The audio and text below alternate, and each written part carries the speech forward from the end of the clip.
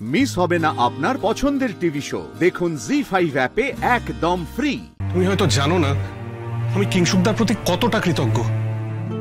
তখন আমি নিজের পায়ে ঠিকমতো দাঁড়াইনি, পরিবারের অবস্থাও ভালো ছিল না। এমন একটা সিচুয়েশনে আমার একটা জরুরি পরীক্ষার ফিজ কিংশুকদা দিয়ে দিল। চাকরিটা পাওয়ার পর যখন সেই ফিজের টাকা আমি ওনাকে ফেরত দিতে গেলাম, তুমি জানো উনি আমায় কি বললেন? উনি বললেন, তোমার নিজের বাবা কাকা হলে এই টাকাটা ফেরত দিতে পারতে।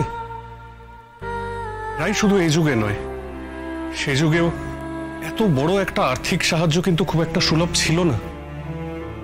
এমনই মানুষ ছিলেন কিংশুকদা, সবার কথা ভাবা, সবার জন্য করা।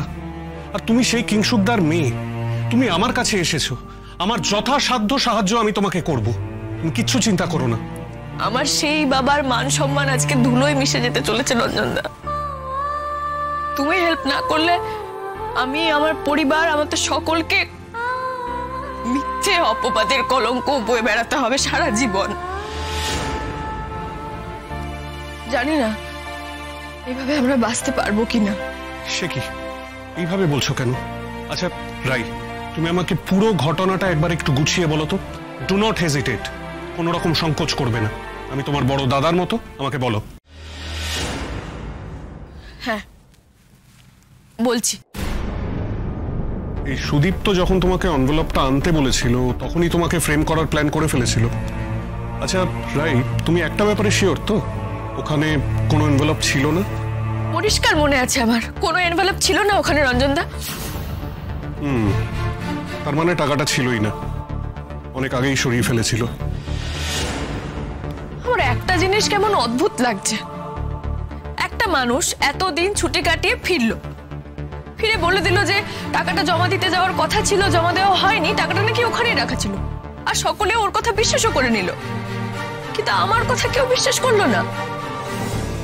অথচ ওই অফিসারই বাকি এমপ্লয়ীদের কাছে আমি শুনেছি ওই লোকটা যেমন অনৈতিকভাবে টাকা জোগাড় করতো কোম্পানির জন্য, সেটা নিয়ে নাকি অনির্বাণ সেনের সঙ্গে ওনার ঝামেলা হতো, প্রবলেম ছিল। টাকাটাও আগেই কিছু করে ফেলেছিল, ও আগেই টাকাটা।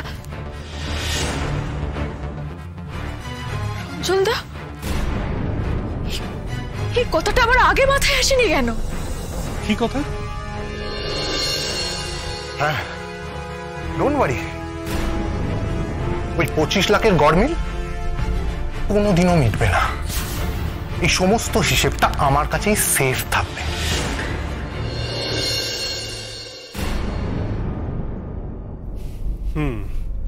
এটা অবশ্য একটা ইম্পর্টেন্ট ক্লু হতে পারে। আমি শিওর ও টাকার কথাই বলছিল। আমি নিজের কানে শুনেছি আমার সেফ কাস্টাডিতে আছে, নিশ্চয়ই টাকার কথা। ভগবান, আমার পুলিশের সামনে এই কথাটা একবারও মনে এলো না কেন? আমি তখন গুরুত্বই দিইনি কথাটাকে, আমার স্ট্রাইকই করিনি একবারও, আমি পরেও ভাবিনি এটা নিয়ে। আর মাথায় আসেনি, ভালো হয়েছে। আচ্ছা রাই, তুমি একটা ব্যাপারে শিওর তো, ও কালকে নিজের ফোন থেকেই কল করেছিল? হ্যাঁ। অ্যাপ্রক্সিমেটলি কটা নাগাদ কল করেছিল বলতে পারবে? সোয়া একটা, লাঞ্চের আগে। ওকে। জি5 ডাউনলোড করুন আর সব এপিসোড দেখুন একদম ফ্রি।